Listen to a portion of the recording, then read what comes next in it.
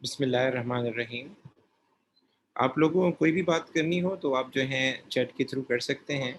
भले voice note on करने की या माइक ऑन करने की कोई ज़रूरत नहीं है। ठीक है? अब सुनिएगा गौर से। बेटा हमारे पास जो अगर हम बात करते हैं बिज़नेस की एक्टिविटी के लिहाज से बिज़नेस की एक्टिविटी के लिहाज से तो हमारे पास 3 तरह की टाइप होती है activity. According to activity business की 3 टाइप्स होती हैं। नंबर 1 हमारे पास होता है वो बिज़नेस जो ट्रेडिंग एक्टिविटी कर रहा हो। नंबर 1 हमारे पास वो होता है बिज़नेस जो क्या कर रहा हो? ट्रेडिंग एक्टिविटी कर रहा हो। ट्रेडिंग एक्टिविटी का क्या मतलब है कि वो क्या करता है बाय एंड सेल करता है। बाय एंड सेल करता है। अमूमन जितने भी रिटेलर्स हैं, जितने भी होलसेलर हैं, ये क्या करते हैं बाय एंड सेल करते हैं। तो आपके कोर्स में इनकी इनकम स्टेटमेंट, इनकी एसओएफपी शामिल है, ये हम पढ़ चुके हैं। अगर आपको याद हो सोल ट्रेडर हम लोगों ने सीखा था। मतलब ये वो बिज़नेस होते हैं नॉर्मली जिसमें आप इनकम स्टेटमेंट से स्टार्ट करते हैं। जब भी प्रॉफ़िट निकालना हो तो आप इनकम स्टेटमेंट से स्टार्ट करते हैं और सेल्स लिखते हैं, फिर कॉस्ट ऑफ सेल्स लिखते हैं, फिर दूसरे एक्सपेंसेस माइनस करते हैं। अमूमन आप प्रॉफ़िट को 2 हिस्सों में तोड़ते हैं। एक को बोलते हैं ग्रॉस प्रॉफ़िट और एक को कहते हैं नेट प्रॉफ़िट या प्रॉफ़िट फॉर द ईयर बोलते हैं। दूसरे वो बिज़नेस होते हैं जो क्या कर रहे होते हैं सर्विस प्रोवाइड कर रहे होते हैं। सर्विस प्रोवाइड कर रहे होते हैं। मतलब ये कोई फ़िज़िकल आइटम सेल नहीं कर रहे होते हैं। मतलब अगर एक कोई कंप्यूटर सॉफ्टवेयर बनाता है, कोई बंदा है, कोई बिज़नेस है वो सॉफ्टवेयर बनाता है, कोई बंदा है, कोई बिज़नेस है वो रिपेयर का काम करता है, कार वगैरह को रिपेयर करके दे देता है। तो ये हमारे पास आएगा सर्विस सेक्टर में, पीआईए सर्विस सेक्टर में है और पीटीसीएल सर्विस सेक्टर में है, मोबिलिंक जितने भी कम्युनिकेशन के बिज़नेस हैं, ये सारे क्या हैं सर्विस सेक्टर के बिज़नेसेस हैं। मैं पॉइंट ये बता रहा था कि जो सर्विस सेक्टर होते हैं, उनकी भी इनकम स्टेटमेंट से ही हम स्टार्ट करते हैं। लेकिन सीन ये होता है कि वहाँ पर हम कॉस्ट ऑफ सेल्स नहीं लिखते, बल्कि हम पहले सारी इनकम्स लिखते हैं एंड देन हम क्या करते हैं, उनमें से एक्सपेंसेस हम माइनस करते हैं जब भी प्रॉफिट निकालना हो। ये आप सीख चुके हैं माशाल्लाह से। और एक और बिज़नेस होता है एक्टिविटी के हिसाब से जिसको हम कहते हैं मैन्युफैक्चरिंग।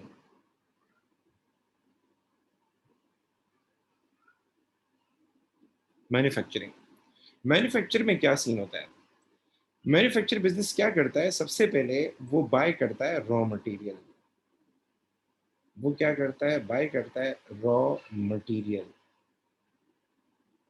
मतलब फॉर सपोज़ एक कार मैन्युफैक्चरर है। एक कार मैन्युफैक्चरर है, तो वो कार मैन्युफैक्चरर क्या करेगा, पहले रॉ मटेरियल बाय करेगा, लाइक मेटल बाय करेगा, ग्लास बाय करेगा, शीशा वगैरह होता है वो बाय करेगा, टायर्स जो होते हैं वो बाय करेगा एंड देन वो क्या करता है, उससे वो जो रॉ मटेरियल इसने बाय किया है, उससे क्या करता है, फिनिश गुड क्या करता है, उससे क्या करता है, फिनिश गुड बनाता है। फिनिश गुड क्या करता है, बनाता है एंड देन उसको क्या कर रहा होता है, आगे जाके सेल कर रहा होता है। देन क्या कर रहा होता है, आगे जाके उसको सेल कर रहा होता है। अगेन सुन लें, मैन्युफैक्चरिंग बिजनेस क्या होता है? मैन्युफैक्चरिंग बिजनेस वो बिजनेसेस होते हैं जो रॉ मटेरियल बाय करते हैं। लाइक फॉर सपोज अगर मैं बात करता हूँ किसकी, कार मैन्युफैक्चरिंग कंपनी की, तो वो ग्लास बाय करेंगे, मेटल बाय करेंगे, टायर्स बाय करेंगे एंड देन उससे क्या करेंगे, कार बनाएंगे। उससे क्या करेंगे, कार बनाएंगे एंड देन उसके बाद वो कार क्या करेंगे, सेल करेंगे। वो कार क्या करेंगे, सेल करेंगे। यहाँ तक मेरी बात क्लियर है? सर्विस रिपीट करते हैं। बेटा सर्विस बिज़नेस वो होते हैं जो फिज़िकल कोई आइटम सेल नहीं करते, बल्कि लोगों की स्पेसिफिक नीड्स वग़ैरह होती हैं, उनको पूरा करते हैं। लाइक अगर मैं बात करूँ, आप लोगों के पास स्टॉर्म फाइबर होगा, जेमनेट होगा, पीटीसीएल होगा, ये नेट प्रोवाइड करता है।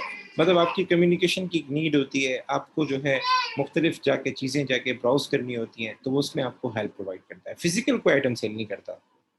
ठीक है? इसी तरीके से आप जो है क्या नाम है, मोबाइल वगैरह के अंदर ऐप वगैरह यूज़ कर रहे होते हैं, ठीक है? बहुत सारी कंपनीज़ क्या करती हैं, ऐप बनाती हैं।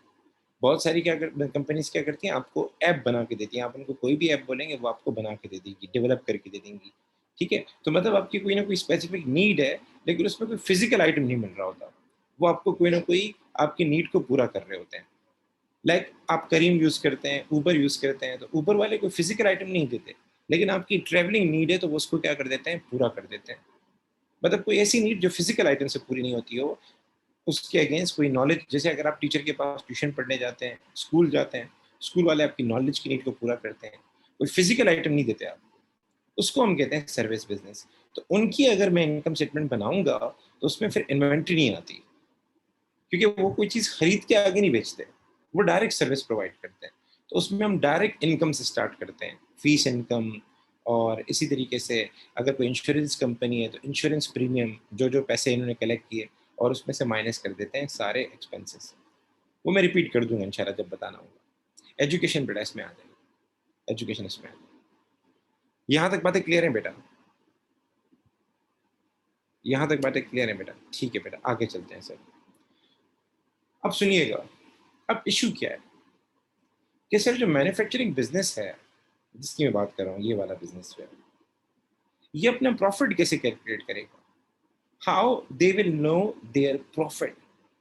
तो सीन क्या है, ये चीज खुद बनाते हैं, देन उसको आगे सेल करते हैं। तो पहला इशू ये आएगा, प्रॉफिट तब कैलकुलेट होता है जब आपको ये बताओ कि जो चीज आप बना रहे हैं उसका खर्चा कितना आ रहा है।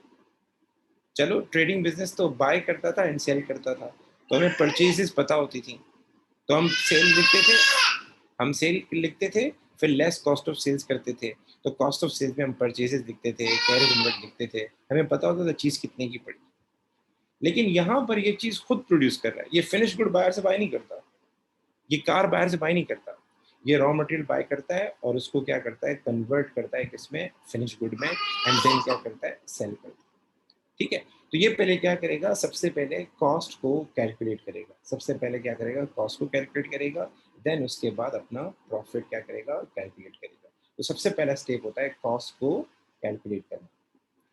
तो कॉस्ट को कैलकुलेट करने के लिए ये लोग क्या करते हैं, मैं फॉर्मेट मैंने ऊपर बनाया हुआ है लेकिन अभी कुछ चीजें समझा रहा हूँ। कॉस्ट को कैलकुलेट करने के लिए ये इनकम स्टेटमेंट से पहले एक अकाउंट बनाते हैं जिसको हम कहते हैं मैन्युफैक्चरिंग अकाउंट, जिसको हम कहते हैं मैन्युफैक्चरिंग अकाउंट। ये एक अकाउंट बनाते हैं जिसको हम प्यार से क्या कहते हैं, मैन्युफैक्चरिंग अकाउंट। अब गौर से सुनिएगा, अब सीन क्या है सर, हम स्टार्ट कैसे करेंगे? तो देखिए हमारे पास खर्चे दो तरह के होते हैं, जो भी हमारा खर्चा आता है ना, दो तरह का आता है। एक आता है डायरेक्ट कॉस्ट, और एक को हम कहते हैं इनडायरेक्ट कॉस्ट। ठीक, एक को कहते हैं हम डायरेक्ट कॉस्ट और एक को हम कहते हैं indirect cost. Sir direct cost का मतलब क्या है? आप में से किसी को पता है डायरेक्ट कॉस्ट किसे कहते हैं? एनीवन?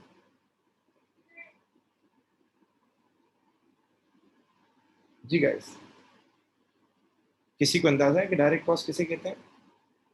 आप चैट में बता दें।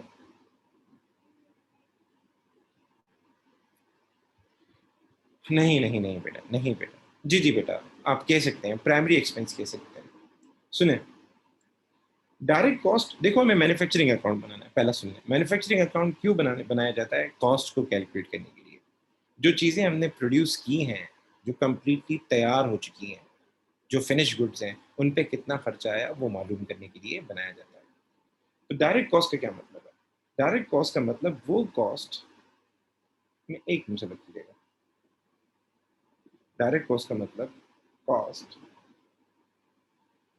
That is directly traceable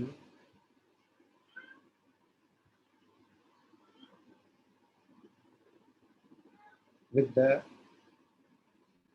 units produced। क्या मतलब?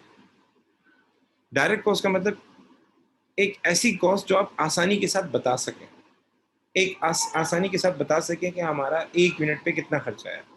मैं एग्जांपल देता हूँ, आप कार बनाते हैं, तो फॉर सपोज मैं एक कार बनाता हूँ, तो कार पे कितने टायर का खर्चा आएगा आप बता सकते हैं, क्योंकि हर कार में 4 के करीब टायर लगते हैं। तो आप आसानी के साथ बता सकते हैं कि एक कार पे जो है टायर का खर्चा कितना आएगा, आप इजीली बता सकते हैं।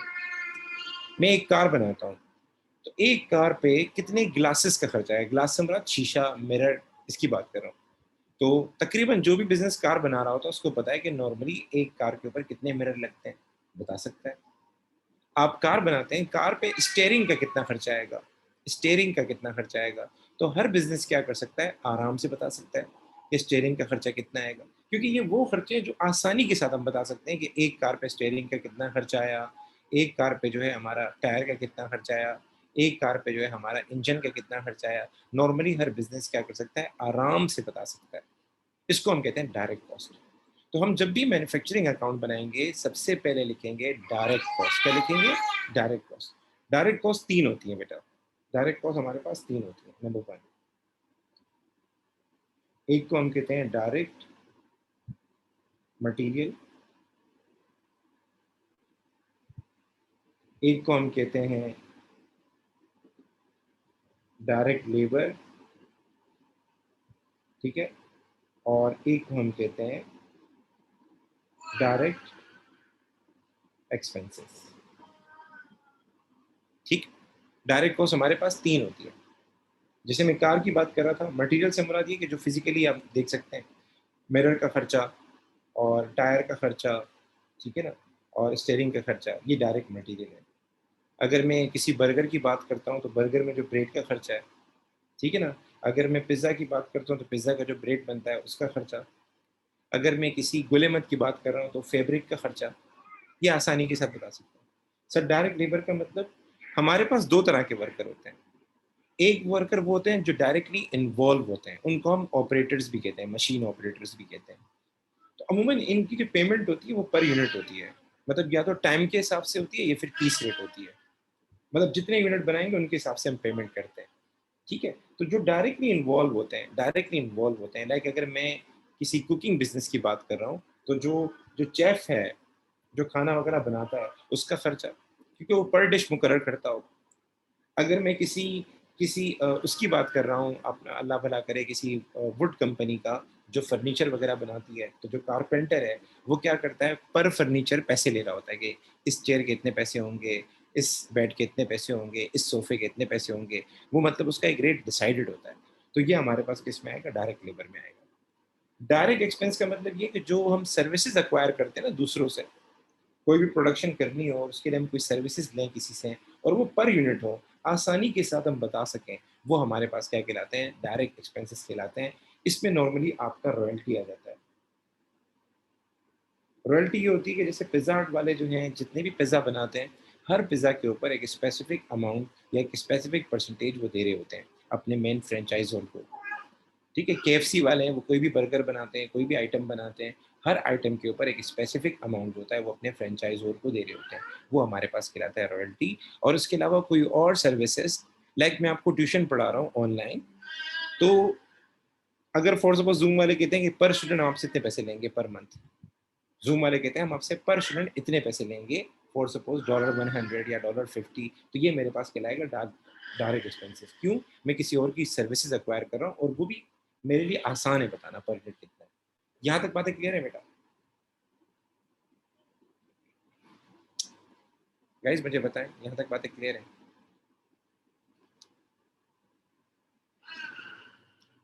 बेटा अगर मेरी, यस सर, अब सुने, जब हम मैन्युफैक्चरिंग अकाउंट बनाते हैं ना बेटा, जब भी हम मैन्युफैक्चरिंग अकाउंट बनाते हैं तो हम स्टार्ट हमेशा डायरेक्ट कॉस्ट से करते हैं। तो ये मैं आपको फॉर्मेट दिखा रहा हूँ, फॉर्मेट ये रहा, ये मैन्युफैक्चरिंग अकाउंट का क्या है फॉर्मेट है, आपके सामने स्क्रीन पे नजर आ रहा हूँ, ठीक है। तो हम पहले स्टार्ट हमेशा किससे करते हैं बेटा, एक मिनट सब्र कीजिएगा, मैं, हम पहले स्टार्ट हमेशा किससे करते हैं, डायरेक्ट कॉस्ट से करते हैं।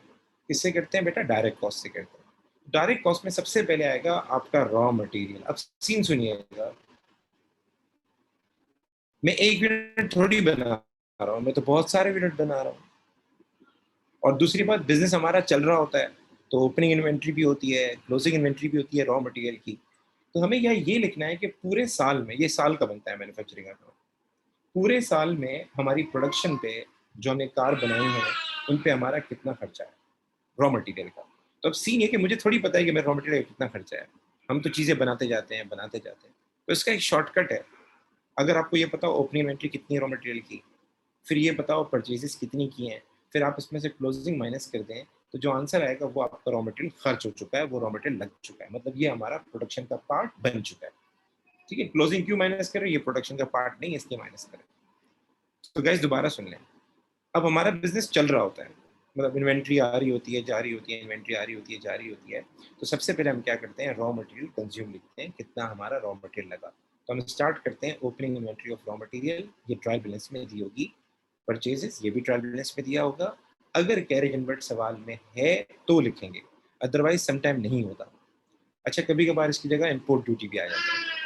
परचेज रिटर्न अगर सवाल में है तो माइनस करेंगे, ज़्यादातर ये दोनों नहीं होते सवालों में। इसमें से क्लोजिंग रॉ मटेरियल माइनस कर देंगे, ये नीचे एडजस्टमेंट में दिया होता है, एडिशनल इन्फो में दिया होता है। तो हमारे पास आ जाएगा cost of raw material consume. ये हो गया डायरेक्ट मटेरियल। इसमें हम क्या करेंगे बेटा, डायरेक्ट वेजेस, डायरेक्ट वर्ड जरूर होना चाहिए। डायरेक्ट वेजेस भी कहते हैं इसको, डायरेक्ट लेबर भी कहते हैं इसको, प्रोडक्शन वेजेस भी कहते हैं, मैन्युफैक्चरिंग वेजेस भी कहते हैं, और सम टाइम वो ऑपरेटर का वर्ड भी यूज करता है इसके लिए। मैं लिख लेता हूँ यहाँ पे, सम टाइम इसके लिए ऑपरेटर का भी वर्ड यूज करता है, मशीन ऑपरेटर, ठीक है ना, वेजेस इस तरह का वर्ड भी यूज करता है। तो आपके पास सवाल में दिया होगा, ये भी ऐड कर देंगे। ठीक है, कभी कभार ये होता है कि अक्रूड भी दिया होगा, वो अक्रूड आप ऐड कर देंगे।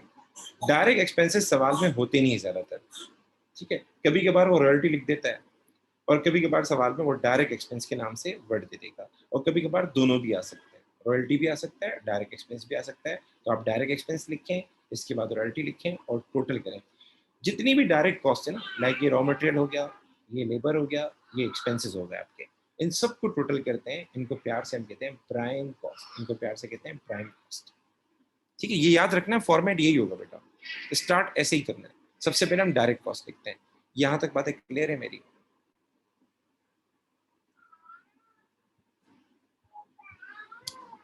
कोई सवाल हो तो पूछ सकते हैं बेटा। ठीक, बाकी लोग भी बताएं बेटा, बाकी लोगों को बातें क्लियर है या नहीं है, फातिमा एंड एवरीवन, अगर कोई चीज़ नहीं समझ में आ रही हो तो मुझसे पूछें। ओके, अच्छा अब आते हैं इनडायरेक्ट कॉस्ट पर। देखो, जब कोई चीज़ बेचनी होती है तो हम, हर बिजनेस ये चाहता है कि हम जब उसको आगे बेचें और सेलिंग प्राइस डिसाइड करें, तो पहले हम ये देखते हैं हमारा खर्चा कितना आ रहा है, और खर्चे के अंदर कोशिश की जाती है सारे खर्चे इंक्लूड किए जाते हैं। डायरेक्ट कॉस्ट तो वैसे ही इंक्लूड हो रही है, ये तो पार्ट बनानी ही बनानी है, लेकिन समटाइम हमारी कुछ इनडायरेक्ट कॉस्ट भी आ रही होती है। तो पहले इनडायरेक्ट कॉस्ट को समझ लेते हैं, ये है क्या। इनडायरेक्ट कॉस्ट को समझ लें, cost that is difficult to difficult to trace with each unit produce।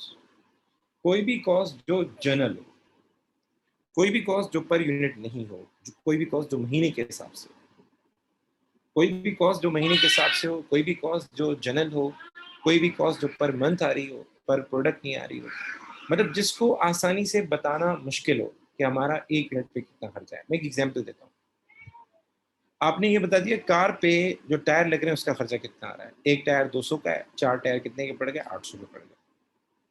आपको ये पता है कार पे जो है तकरीबन फॉर सपोज 15 इंच की जो है मिरर का खर्चा आता है, या 20 इंच मिरर का खर्चा आता है, 1 इंच जो है 10 रुपए का है, तो 20 से मल्टीप्लाई किया तो ये कितना हो जाएगा, 200 हो जाएगा। एग्जाम्पल दे रहा हूँ मैं आपको, खर्चा तो ज़्यादा ही होता होगा। आपको पता है कार में एक स्टेयरिंग लगता है, उसमें 10,000 का खर्चा आता है, तो एक कार बनाई 10,000, दो कारें बनाई 20,000। ये डायरेक्ट कॉस्ट है, ये आप आसानी से बता सकते हैं। लेकिन एक कार पे रेंट कितना लगा, रेंट तो पर मंथ होता है, आप बता सकते हैं? इज इट पॉसिबल कि एक कार पे हमारा रेंट का कितना खर्चा आएगा? या आप अपनी फैक्ट्री की इंश्योरेंस पे करते हैं, अपनी फैक्ट्री की इंश्योरेंस पे करते हैं, तो एक कार पे कितनी इंश्योरेंस लगी? या आपने कोई सुपरवाइजर रखा हुआ है, सुपरवाइजर रखा हुआ है जो वर्कर्स को देखता है, उसको आप महीने की सैलरी देते हैं, पर कार पैसे नहीं देते, महीने की सैलरी देते हैं, भाई तुम्हारी महीने की सैलरी इतनी की।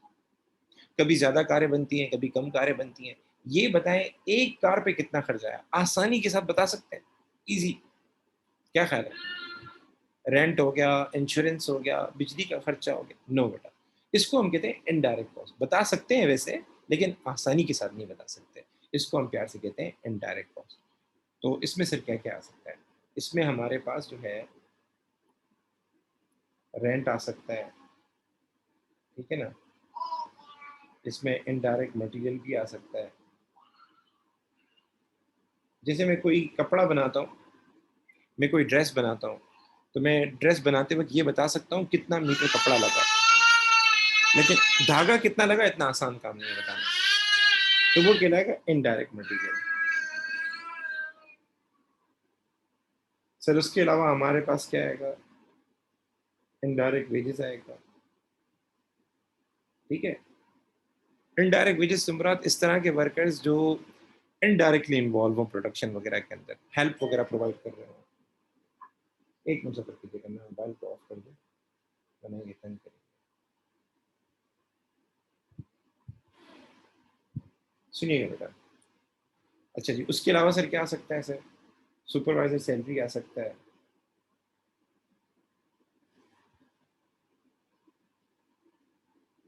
सर उसके अलावा क्या आ सकता है, उसके अलावा इंश्योरेंस आ सकती है। अच्छा, अब ज़रा ये देख लें, पहले मैं आपको ज़रा एक सैम्पल समझा दूँ। ये देखें, मैंने यहाँ पे इनडायरेक्ट कॉस्ट लिखी हुई है, प्राइम कॉस्ट के बाद क्या किया हुआ है, इनडायरेक्ट कॉस्ट लिखी हुई है, हेडिंग दी हुई है।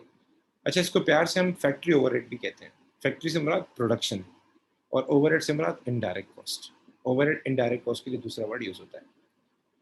तो यहाँ मैंने लिखा है फैक्ट्री रेंट एंड इंश्योरेंस, फिर लिखा है फैक्ट्री इनडायरेक्ट वेजेस, फिर लिखा है फैक्ट्री इनडायरेक्ट मटेरियल, फिर लिखा है फैक्ट्री सुपरवाइजर मैनेजर सैलरी, इसमें डेप्रिसिएशन भी आएगी, ये कैलकुलेट करनी पड़ेगी। तो factory non current asset depreciation, फिर लूज टूल्स आपके फैक्ट्री में यूज हो रहे होते हैं, तो उसकी जो डेप्रिसिएशन है वो भी यहाँ पर आएगी। एक चीज और जो मुझे समझानी है बेटा, एक चीज और जो मुझे समझानी है, देखें, हम पहले क्या करते हैं, चीजें करते हैं प्रोड्यूस्ड, एंड देन हम क्या करते हैं, चीजें करते हैं सेल।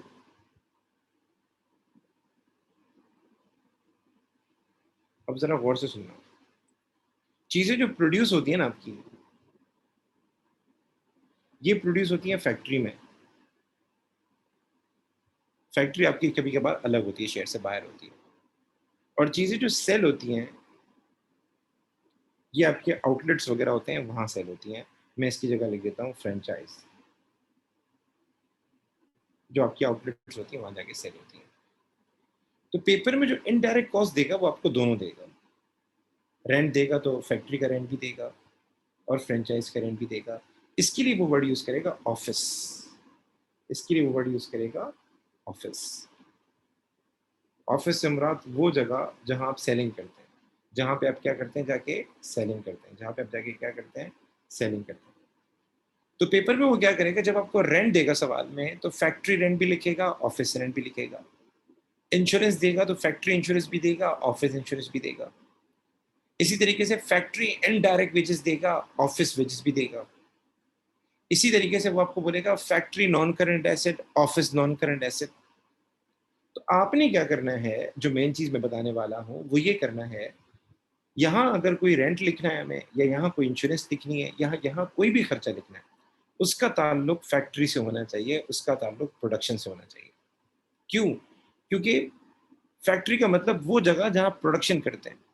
तो ये मैन्युफैक्चरिंग अकाउंट हम क्यों बना रहे हैं, हम ये इसलिए बना रहे हैं ताकि हमें ये पता लगे हम जो भी माल बना रहे हैं उस पर कितना खर्चा है। तो ऑफिस का क्या काम होता है, ऑफिस में सेलिंग होती है, मतलब चीज प्रोड्यूस होने के बाद हम जाके वहां सेल करते हैं। तो ऑफिस का ताल्लुक सेल करने से, प्रोडक्शन से नहीं है। तो अगर आपको ये देखना हो प्रोडक्शन कॉस्ट कितनी आनी है, तो ऑफिस का खर्चा यहाँ नहीं आएगा। लेकिन सवाल में वो ऑफिस रेंट भी देगा, ऑफिस वेजेस भी देगा, ऑफिस इंश्योरेंस भी देगा, और कभी कभार ऐसे खर्चे देगा जो आप समझ सकते हैं इसका ताल्लुक सेलिंग से, like carriage output, discount allowed.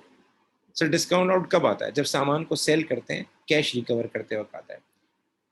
इसी तरीके से डिस्काउंट आउट के अलावा प्रॉफिट ऑन डिस्पोजल, ठीक है, ये जितनी भी चीजें हैं आपके पास जो मैंने बताई, डिस्काउंट अलाउड हो गया, प्रोविजन फॉर डाउटफुल डेट हो गया, बैड डेट हो गया, कैरेज आउटपुट हो गया, इन सब का ताल्लुक सेल करने से है। ये तब अराइज होते हैं जब एक चीज बन जाती है, उसके बाद अराइज होते हैं। तो हमें यहाँ वो खर्चे लिखने हैं जिसका ताल्लुक प्रोडक्शन से हो। तो इसमें एक कीवर्ड है फैक्ट्री, इसका ख्याल कीजिएगा। और कभी कभार कुछ खर्चे ऐसे भी होते हैं कि जिनका ताल्लुक होता ही फैक्ट्री से, like loose tool, loose tool का मतलब जैसे स्क्रू ड्राइवर हो गया, ठीक है ना, इन चीज़ों का ताल्लुक है ही मशीनरी से, तो वो खर्चा यहाँ पे आएगा। ठीक है? जी बेटा, इलेक्ट्रिसिटी बिल में ये सीन है, अगर वो इलेक्ट्रिसिटी दे देता है सवाल में, तो वो आपको बोल देगा कि ऑफ़िस का इतना है और फैक्ट्री का इतना है, वो आपको बता देगा कि फैक्ट्री का इतना पोर्शन है, ऑफ़िस का इतना पोर्शन है। ये मैं सवाल में आपको बताऊँगा इस पे फर्दर, आप टेंशन नहीं लें। ठीक है? हम ये प्लस कर देते हैं, यहाँ पर हमारे पास आंसर आ जाता है। अब एक इश्यू है, यहाँ तक बातें क्लियर है मेरी? गाइस मुझे बताएँ, मैं थोड़ा स्पीड से पढ़ा रहा हूँ, तो मेरी बातें क्लियर हैं आप लोगों को? अच्छा जी, अब आते हैं आगे एक चीज़ और, एक छोटी-सी चीज़ और, वो क्या? कभी-कभार ऐसा होता है कि जब हम प्रोडक्शन करते हैं, गौर से देखिएगा, मेरे पास रॉ मटेरियल था, रॉ मटेरियल से मैंने क्या किया, फिनिश गुड बनाना था।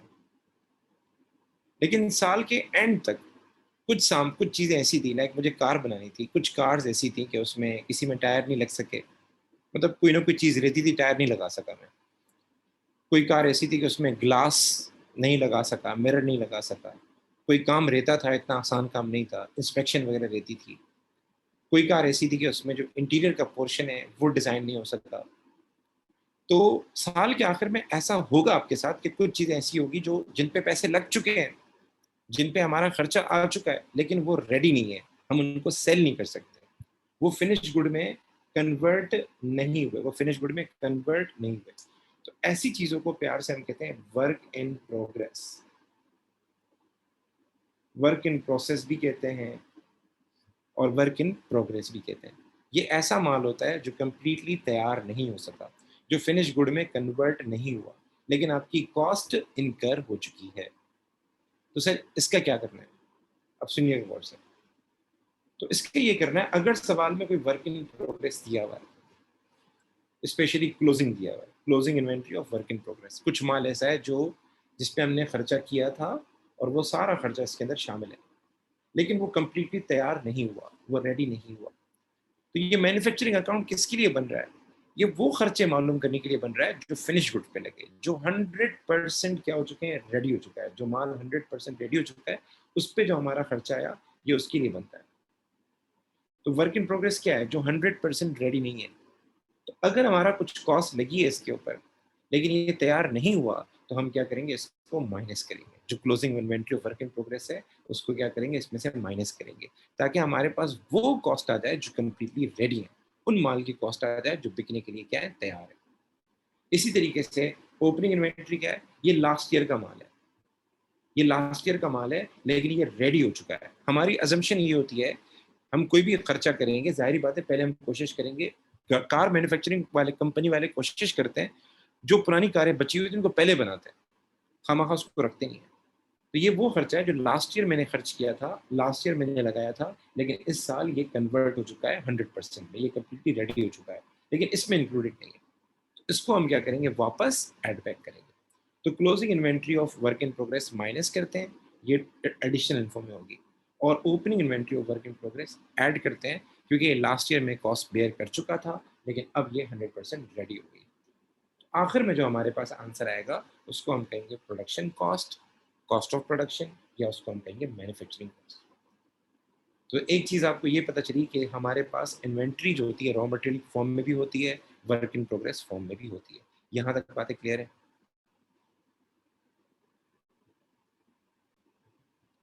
सुने, बिस्मिल्लाहिर्रहमानिर्रहीम, ये सवाल है आपके सामने। अब आपको पहले बनाना है मैन्युफैक्चरिंग अकाउंट, तो ये ट्रायल बैलेंस है। मैन्युफैक्चरिंग अकाउंट में इन्वेंट्री जो है वो रॉ मटेरियल की जाएगी, yes sir. Work in progress की जाएगी, यस सर। ठीक। दूसरी बात, परचेज ऑफ रॉ मटेरियल जाएगा, यस सर। ठीक। परचेज ऑफ फिनिश गुड इसको छोड़ दें, फिनिश गुड का काम इनकम स्टेटमेंट में होता है। मैन्युफैक्चरिंग वेजेस जाएंगे, yes sir. Direct factory expense जाएंगे, yes sir. Factory management salary जाएंगी, यस सर। किसी भी चीज के आगे फैक्ट्री आ जाए वो पार्ट बनेगा आपके मैन्युफैक्चरिंग का। बिल्डिंग मेंटेनेंस कुछ कह नहीं सकते। एडमिन एडमिन ऑफिस का एक ऑफिस को एडमिनिस्ट्रेशन भी कहा जाता है, ऑफिस को एडमिनिस्ट्रेशन भी कहा जाता है। तो ये जो है हमारा ये नॉन प्रोडक्शन है, ये नॉन प्रोडक्शन है। बेटा फिनिश गुड उसको कहते हैं जो 100% कंप्लीट हो चुके हैं, 100% तैयार हो चुके हैं, तो उसका ताल्लुक अब वो सेल करने हैं। तो जब हम कोई चीज़ सेल कर रहे होंगे तो कॉस्ट ऑफ सेल्स का पार्ट बनेगा ये, ठीक है? ये इनकम स्टेटमेंट में बताऊँगा, ठीक है गाइस? अच्छा जी, तो बिल्डिंग मेंटेनेंस कुछ कहा नहीं है, खामोश रहेंगे हम लोग। एडमिन सैलरी का मतलब है ऑफिस सैलरी। इसका इसका ताल्लुक किससे? इसका ताल्लुक नॉन प्रोडक्शन से, इसका ताल्लुक सेल करने से, तो इसको आप इंक्लूड नहीं करेंगे। रेवेन्यू इनकम स्टेटमेंट में जाएगा। रेंट कुछ बताया नहीं, हम जरा हाईलाइट कर लेते हैं रेंट को। इंश्योरेंस कुछ बताया नहीं, हाईलाइट कर लेते हैं सर। सेलिंग एक्सपेंस नहीं आएगा। अदर ऑपरेटिंग एक्सपेंस हम देख लेते हैं क्या बोलता है सवाल में। ऑफिस फिक्चर एंड फिटिंग ये नहीं आएगा बेटा। फैक्ट्री मशीनरी ये आएगा, इसकी डेप्रिसिएशन आएगी, ठीक है sir. Provision for doubtful debt ये भी नहीं आएगा। कैपिटल ये तो वैसे ही नहीं आता, ठीक है। अब नीचे आ जाए, ये क्लोजिंग इन्वेंट्री थी रॉ मटेरियल की, ये वर्क इन प्रोग्रेस दिया है, क्लोजिंग दिया हुआ है, ठीक है। फिर वो कह रहा है मैन्युफैक्चरिंग वेजेस हमारे पास क्या है, ओविंग है बेटा। क्या करेंगे इसका, क्या इम्पैक्ट पड़ेगा अगर हमारी मैन्युफैक्चरिंग वेजेस ओविंग है? क्या इम्पैक्ट पड़ेगा सर, क्या एडजस्टमेंट होगी सर इसकी? प्लस करेंगे जी बेटा। हमारे पास मैन्युफैक्चरिंग वेजेस आ रही हैं, उनमें हम प्लस कर देंगे 2500 और दूसरा इम्पैक्ट जाएगा अदर पेबल में और उसमें जाएगा 2500 एसएफपी के अंदर, ठीक है। चलिए आगे चलते हैं सर। आगे वो कह रहा है rent and insurance are to be apportioned 50% 50% to the factory and 50% to the administration. जो भी रेंट हमारे पास है या जो भी इंश्योरेंस हमारे पास है वो अपोर्शन करना है 50% फैक्ट्री में और 50% एडमिन में। सर इसके क्या करेंगे, ऊपर आ जाए। आपके सामने ये रेंट दिया हुआ है, इसने बताया नहीं है रेंट के बारे में। ये इंश्योरेंस दी है, ये बताया नहीं फैक्ट्री का कितना है, ऑफिस का कितना है, कुछ भी नहीं बताया। लेकिन नीचे एडजस्टमेंट में इसने बोला है अगर इसके आगे फैक्ट्री रेंट लिखा होता तो मैं इसको पार्ट बनाता मैन्युफैक्चरिंग का। इंश्योरेंस फैक्ट्री इंश्योरेंस लिखा होता तो मैं इसको पार्ट बनाता इसका मैन्युफैक्चरिंग का। लेकिन वो नीचे कह रहा है कि इसमें से 50% फैक्ट्री का है, 50% एडमिन का है। तो 24,000 का आधा कितना हो जाएगा, 12,000। ये हमारा हो जाएगा फैक्ट्री रेंट और इंश्योरेंस का आधा हो जाएगा, आप अल्लाह भला करे 4,000 कितना हो जाएगा, 4,700 या 4,800, 4,900 सॉरी। ये हमारा हो जाएगा फैक्ट्री, बाकी ऑफिस इंश्योरेंस हो जाएगा, ठीक है। मैं आगे करवा रहा हूँ बेटा, टेंशन नहीं है सर। आगे चलते हैं सर। आगे सेलिंग एक्सपेंस को छोड़ दें, इस वाली बात कह रहा है जो बिल्डिंग मेंटेनेंस है ना, उस पर जो हमारा खर्चा आया था 25,000 जो खर्चा है उसका ताल्लुक किससे, फैक्ट्री से। तो हम क्या करेंगे, यहाँ इस 31,000 में से 25,000 खर्चा जो है वो ऐसा है जिसका ताल्लुक जो है फैक्ट्री से, ठीक है। तो ये हम लिखेंगे मैन्युफैक्चरिंग के अंदर। अब जरा है इसको क्या करना कैसे, अब जरा इसको करना कैसे, मैन्युफैक्चरिंग अकाउंट कैसे करेंगे देख लेते हैं बेटा, ठीक है बेटा। तो मैं यहाँ सबसे पहले लिखेंगे ओपनिंग इन्वेंट्री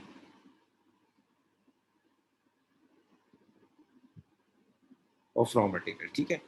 अच्छा जी बेटा कितनी है हमारे पास सर, 118,200 ऊपर कर दीजिए, मैं लिख देता हूँ सर। इसके बाद क्या करेंगे, परचेजेस लिखेंगे किसकी, रॉ मटेरियल की। सर रॉ मटेरियल की परचेजेस कितनी है, मेरी आवाज़ कट रही है, एक मिनट वेट कीजिएगा। मैं बिस्मिल्लाहिर्रहमानिर्रहीम। बेटा मैंने प्राइम कॉस्ट तक समझाया था आपको, फिर नेट कनेक्शन का प्रॉब्लम आ गया था। सो प्राइम कॉस्ट के बाद हम क्या करेंगे, इनडायरेक्ट कॉस्ट लिखेंगे। इनडायरेक्ट कॉस्ट में अब क्या क्या आएगा, तो यहाँ देखिए मैंने ब्लैक कलर से हाईलाइट किया चीज़ों को, मैंने मार्क किया हुआ है। लाइक फैक्ट्री मैनेजमेंट सैलरी हो गया, ये आएगा। बिल्डिंग मेंटेनेंस है, ये आएगा। उसके बाद रेंट है, ये आएगा। अदर ऑपरेटिंग एक्सपेंसेस है, ये क्यों आएगा, इस ऑपरेटिंग है बेटा, प्रोडक्शन से रिलेटेड है। प्रोडक्शन से रिलेटेड जो भी खर्चा है वो आएगा। और फैक्ट्री मैनेज मशीनरी है, इसके नीचे बताया हुआ है ये रिड्यूसिंग बैलेंस मेथड है। रिड्यूसिंग बैलेंस मेथड है तो हम कॉस्ट में से डेप्शन माइनस करेंगे। ये कॉस्ट है आपके सामने दी हुई है और ये आपके सामने डेप्रिसिएशन दी हुई है। ये मैंने माइनस की और 25% है मैंने लगाया, ये आ गया 2,25,000, सॉरी 22,500। ये चीज़ें मैंने यहाँ लिख दी। फैक्ट्री मैनेजमेंट सैलरी, उसके बाद मैंने बिल्डिंग मेंटेनेंस, उसके बाद मैंने रेंट का उसने कहा था 50% जाएगा तो 50% निकाला मैंने। इंश्योरेंस का कहा था 50% जाएगा, 50% निकाला मैंने। अदर ऑपरेटिंग एक्सपेंस, ये ऑपरेटिंग है मतलब प्रोडक्शन से रिलेटेड है, मैंने लिखा। और मशीनरी की मैंने डेप्शन फाइंड की। मेरे पास जो आंसर आया वो आया कितना, 1,33,200 टोटल। ये मैं इसमें से माइनस करूँगा, किसमें से, अल्लाह भला करे आपके प्राइम कॉस्ट में से। प्राइम कॉस्ट में से ये माइनस करूँगा, ओ सॉरी ऐड करूँगा बेटा, ये मैं माइनस नहीं करना था मुझे, ये मैंने गलती की बेटा। ये माइनस नहीं करना क्योंकि मुझे कॉस्ट फाइंड करनी है। मुझे क्या फाइंड करनी है, कॉस्ट फाइंड करनी है। तो आप लोग मुझे बता सकते हैं इसका खर्चा कितना आ जाएगा? 1 मिनट कीजिएगा बेटा। बिस्मिल्लाहिर्रहमानिर्रहीम। हाँ बेटा, मैंने ये बताया कि हमारे पास देखें कि ये प्राइम कॉस्ट दी हुई है। इसके अंदर हम क्या करेंगे, जो भी हमारे पास ये टोटल आया था इनडायरेक्ट कॉस्ट का टोटल आया था, ये हम प्लस करेंगे तो हमारे पास जो फाइनल आंसर आएगा ये कहलाएगा 458,200। अगर हमारे पास वर्क इन प्रोग्रेस सवाल में नहीं दिया हुआ तो यही हमारे पास क्या हो जाएगा, कॉस्ट ऑफ प्रोडक्शन हो जाएगा या प्रोडक्शन कॉस्ट हो जाएगा। लेकिन अगर सवाल में वर्क इन प्रोग्रेस दिया हुआ है, आप देख लें, यहाँ देखें, ये देखें, आपके पास सवाल में अगर आप देखें ये वर्क इन प्रोग्रेस दिया हुआ है, ओपनिंग भी दिया हुआ है और आपको क्लोजिंग भी दिया हुआ है। इस सूरत में हम क्या करेंगे, हम ओपनिंग वर्क इन प्रोग्रेस को ऐड करेंगे, तो मैंने इसको ऐड किया है। और क्लोजिंग वर्क इन प्रोग्रेस को क्या करेंगे, माइनस करेंगे, ये मैंने माइनस किया है। तो मेरे पास फाइनल आंसर क्या आ गया, 4,900। और इन सबको मैंने प्लस किया तो मेरे को, सॉरी ये प्लस किया मैंने इसके अंदर 458 के अंदर, तो मेरे पास आ गया 463,100। ये मेरी क्या है, प्रोडक्शन कॉस्ट है। तो जो खर्चे मैंने इसमें नहीं लिखे वो हमारे किसका पार्ट बनेंगे, ऑफिस का पार्ट बनेंगे। That's for today. अल्लाह हाफिज, जज़ाकल्लाह, अस्सलाम वालेकुम।